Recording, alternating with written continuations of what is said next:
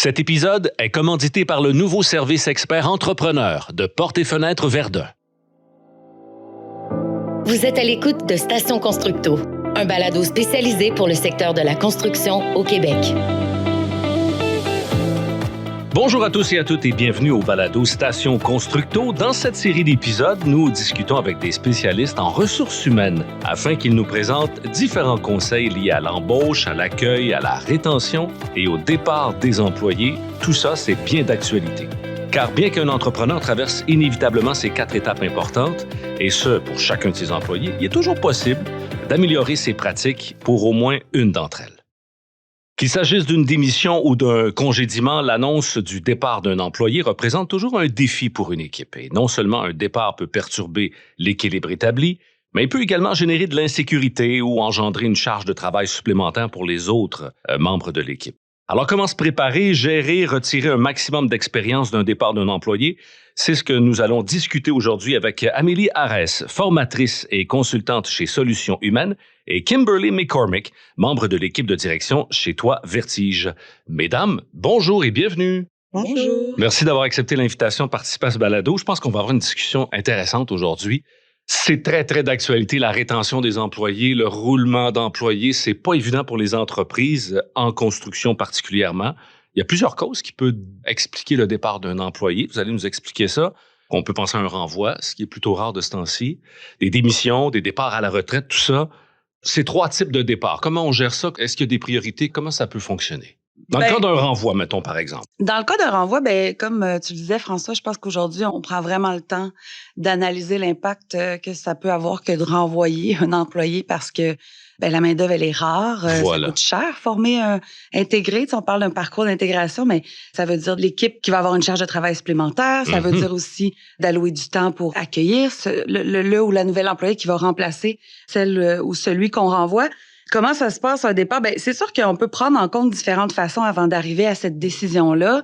Je répète souvent que la base d'une relation professionnelle, ça va être la culture organisationnelle puis sa mission. Ouais. Donc, ça se trouve être un bon cadre de conversation, en fait, pour clarifier la nature de l'entente, qu'est-ce qui fonctionne pas, et possiblement, plutôt que renvoyer, il y a moyen, en fait, d'évaluer c'est quoi les possibles. Est-ce que c'est un besoin de formation? Est-ce que c'est une question d'attitude? C'est sûr que le savoir-être, il n'y a pas de plugin là, pour transformer le comportement des gens, mais il reste que il y a des possibles, en fait, pour voir peut-être que la personne qu'on a mis en poste est pas à la bonne place, dans le bon mandat. Je relate un peu l'évidence, mais il reste que des fois, il y a des possibilités qui peuvent nous permettre d'éviter le renvoi et de trouver des alternatives par mentorat, par maillage pour faire progresser le travailleur ou l'employé. Et c'est sûr que ça, c'est une façon de contribuer au sentiment d'appartenance dans un moyen long terme. Puis, et j'imagine que c'est à l'embauche aussi qu'il faut planifier. Je ne sais pas si ça se planifie des départs éventuels, mais à l'embauche, savoir si la personne, comme vous le disiez, la personne n'est pas au bon poste. Donc, c'est peut-être prévoir en amont ces futurs problèmes de départ. Oui, mais en même temps, c'est difficile à dire premier abord. Ouais. Déjà, les gens, ça dépend des générations. Il y a certaines personnes qui ont envie de cheminer puis qui ont moins de sentiment d'appartenance à l'entreprise, tandis que d'autres vont s'investir complètement puis ils vont l'avoir tatoué sur le cœur. La culture d'entreprise, elle permet de peut-être aller chercher de plus en plus de tatous, si je peux dire, dans le cœur des gens. C'est toujours une surprise.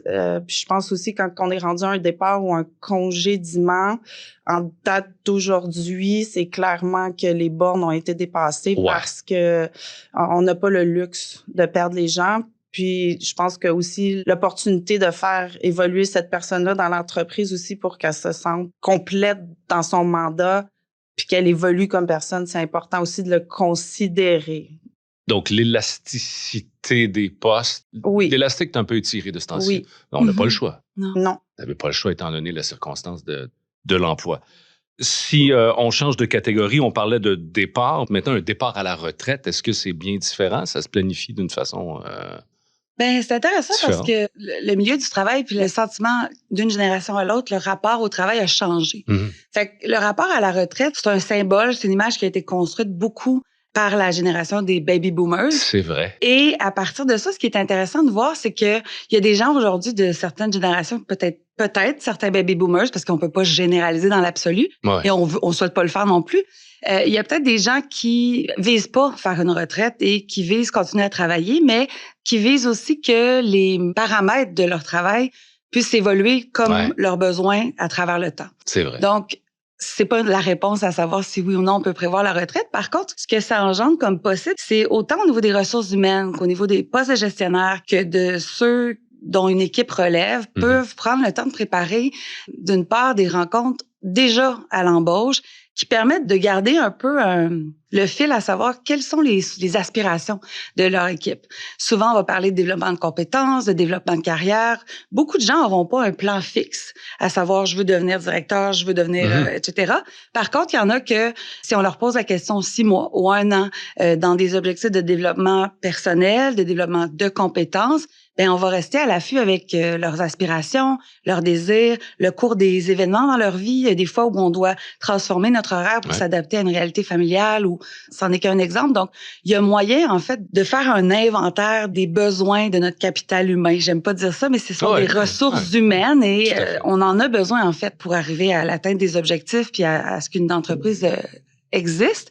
Donc, ça se trouve être la chose pour laquelle investir du temps dans la relation pour mieux comprendre, mieux peut-être aussi cerner ce qui s'en vient en fonction de ce qu'on apprend du quotidien des gens avec qui on travaille. Ça va être un bon indicateur pour éventuellement être capable de mesurer qui va comment, donc qu'est-ce qu'on peut prévoir, sans que ce soit dans l'absolu parce qu'on parle beaucoup de qualitatif.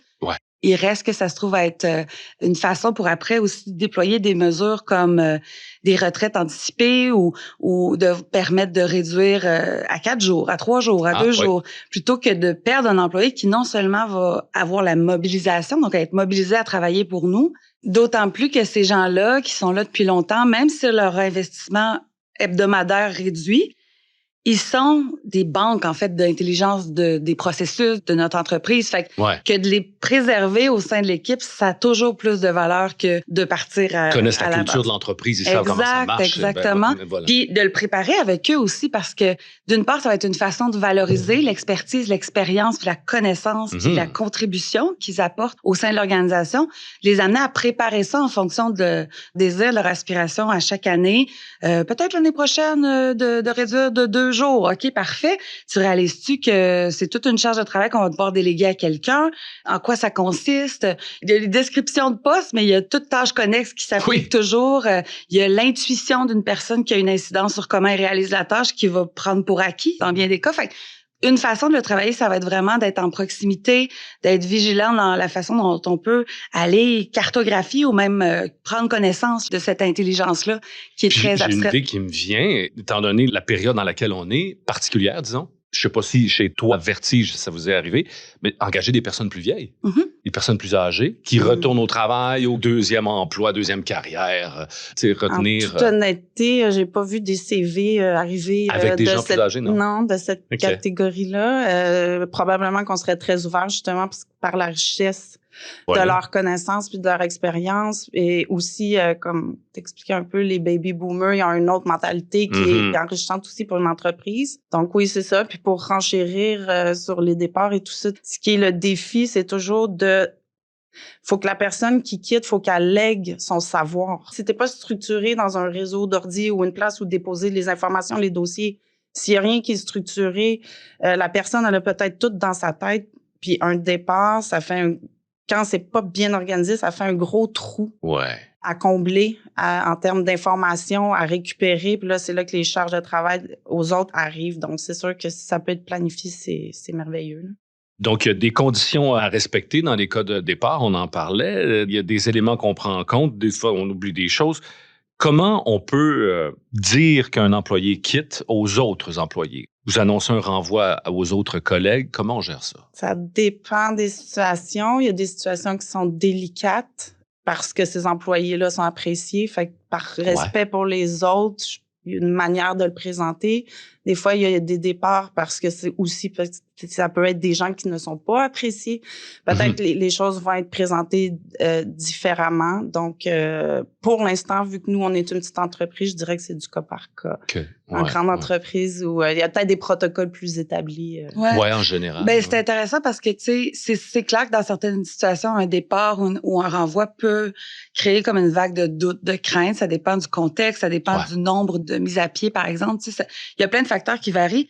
Une chose qui est claire, c'est que on a un rôle comme gestionnaire. Si on a une autorité de mettre quelqu'un à pied, tu sais, on a un rôle de transparence pour l'employé qu'on met à pied notamment, mais aussi pour l'équipe. Il y a une façon de le faire en préservant l'intégrité de l'employé également. Il y a des choses qui méritent d'être dites, d'autres moins. Ouais. Mais je pense qu'il faut faire preuve de transparence autant quand on fait la grande annonce qui demande beaucoup de courage. Transparence, intégrité, d'aller par les faits, tu sais. Or, j'ai envie d'ajouter aussi que il y a même des entreprises qui vont faire de l'évaluation au sein de l'équipe entre eux.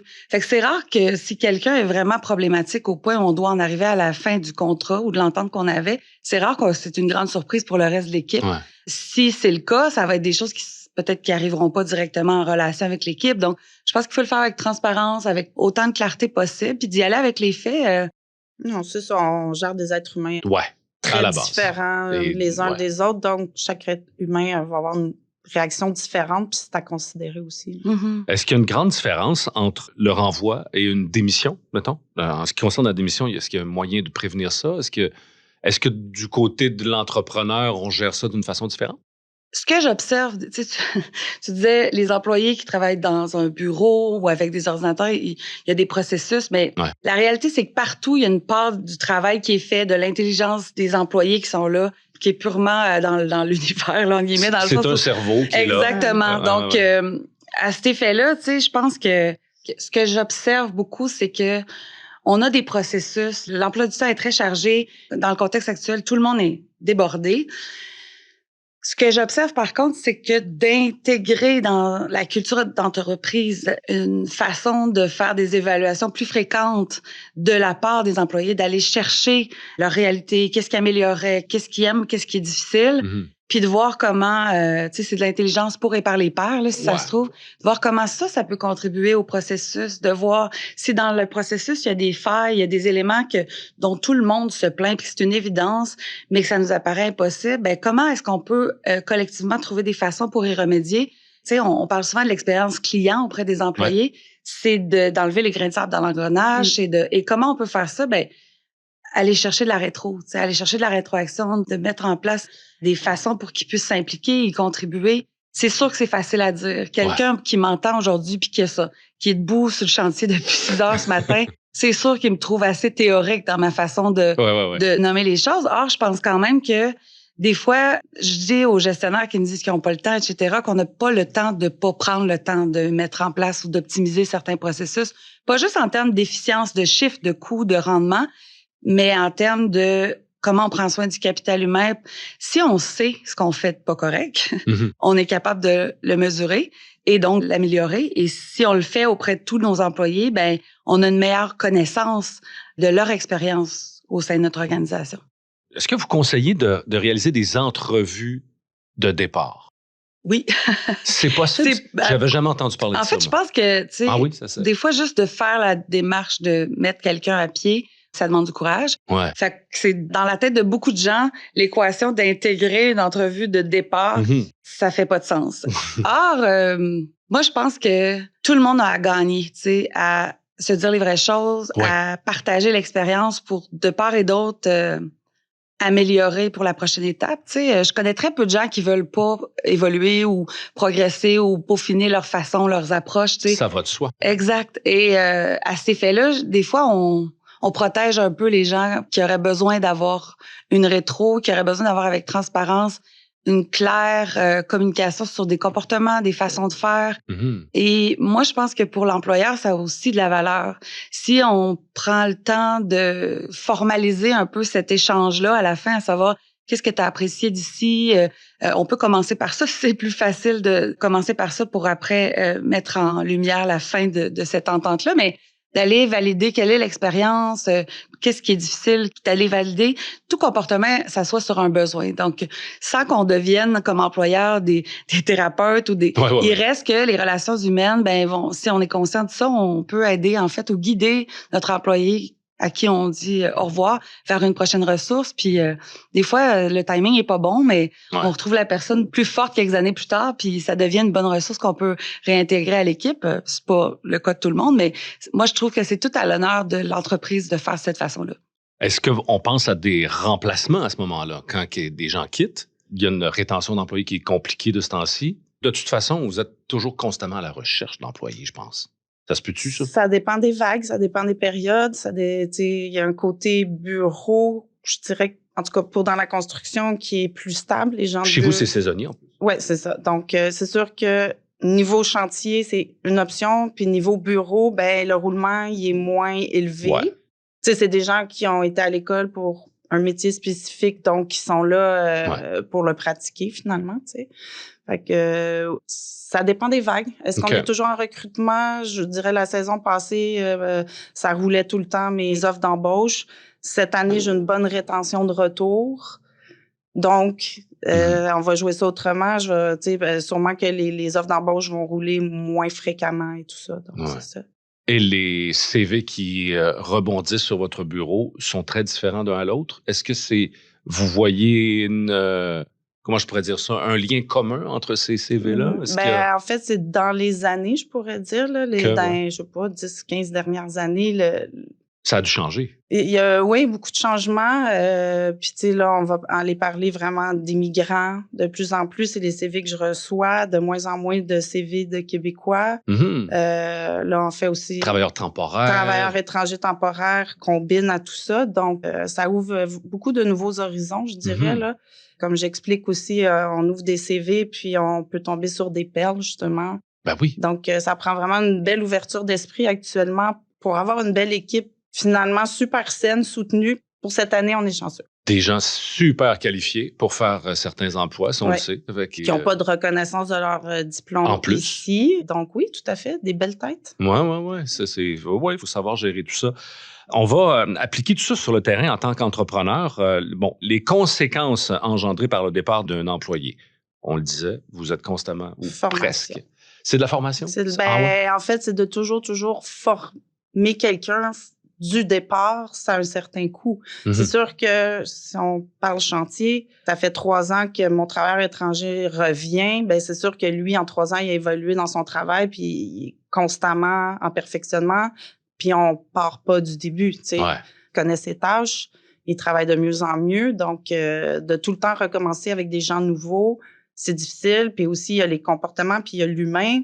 Les équipes changent. Puis là, des fois, il y a des flamèches, pas de flamèches. Des fois, il y a tout ça à jongler avec. Tandis que, tu sais, quand je pourrais dire une famille qui se connaît bien, qui se retrouve de saison en saison, ça amène son lot de conséquences positives. Ouais. C'est vrai que ça peut être une charge financière et même ça coûte cher. Oui, c'est ça, à former des gens constamment, étant donné qu'il y a un roulement d'employés.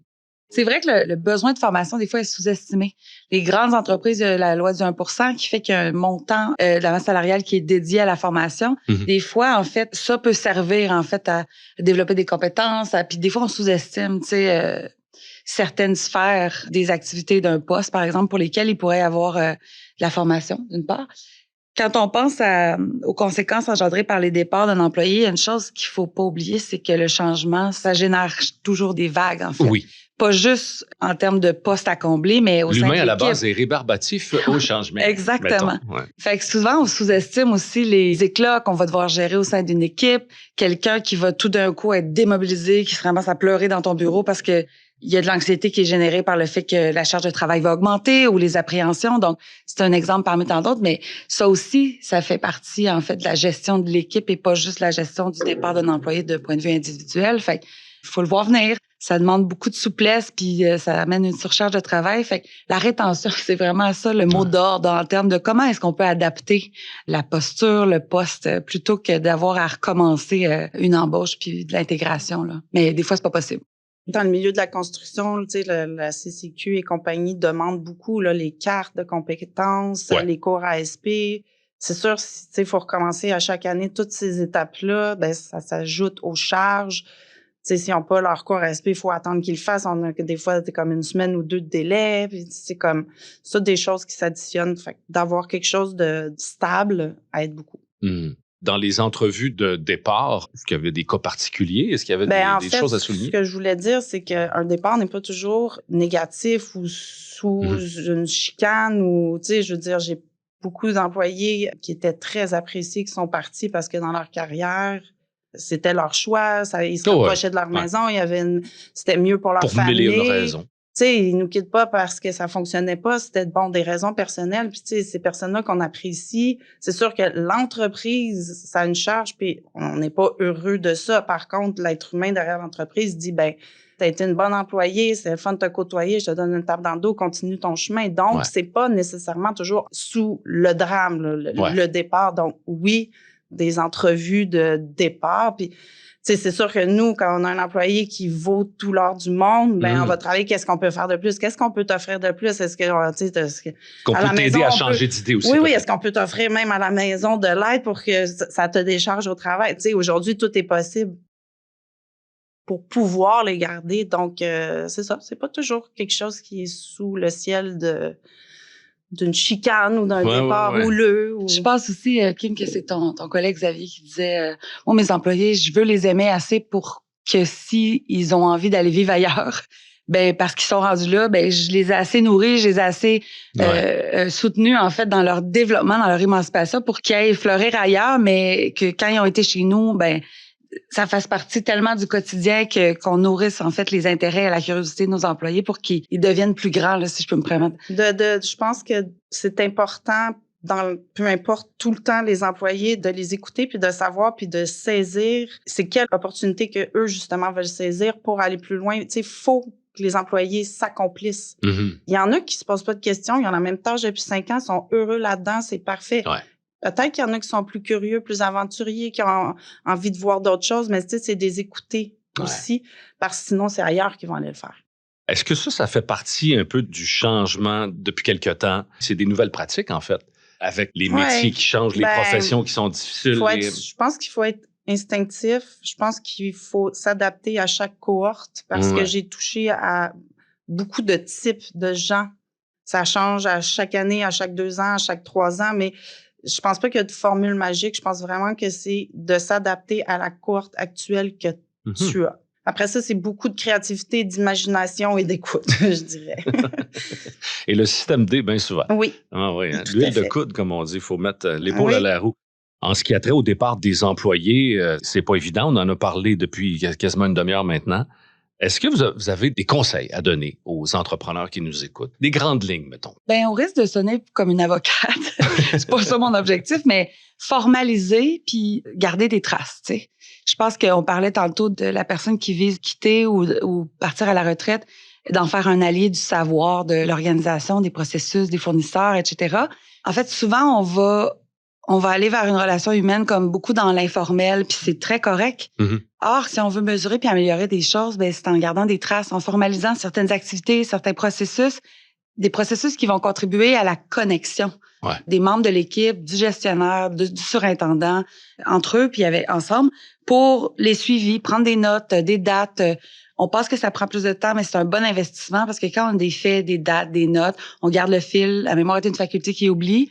Puis, ça nous permet probablement aussi d'avoir une meilleure vue sur les possibles quant à restructurer des postes, à réorganiser la charge de travail pour que tout le monde y trouve son compte.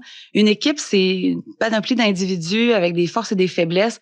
Misons sur la complémentarité. Il y a certaines choses qui peuvent être très, très difficiles ou demander beaucoup d'énergie à faire pour une personne. Or, pour l'autre personne, c'est supra facile. Puis en fonction de ses besoins motivationnels, ça va être très peu d'énergie à déployer pour y arriver. Fait que travaillons avec ça, prenons des notes, formalisons des moments de connexion, un check-in à chaque début de semaine pour faire en sorte justement qu'on a un bon pouls, indépendamment des obstacles qu'on rencontre comme équipe. Ben, ce que tu parles, on est après le mettre en place actuellement là, avec un autre membre de la direction qui est nouveau chez nous puis qui a fait beaucoup de la grande entreprise. Puis il est vraiment en train de... c'est comme de le déshumaniser complètement, mais c'est brillant, mais c'est des fichiers Excel avec des statistiques de départ, de rétention. Mm-hmm. Puis, tu sais, comme nous, on est trop petits, on chemine, puis la compagnie grossit, mais c'est sûr que quand t'es rendu qu'une entreprise de 150 personnes, tu connais peut-être pas tous par le prénom, puis veut pas, il faut que tu aies des statistiques. Puis là, on se fait des calendriers, des pop-up qui dit, là, faudrait vérifier, faudrait comme un questionnaire aux employés. Vous en êtes où dans votre tête? Il est où votre bonheur?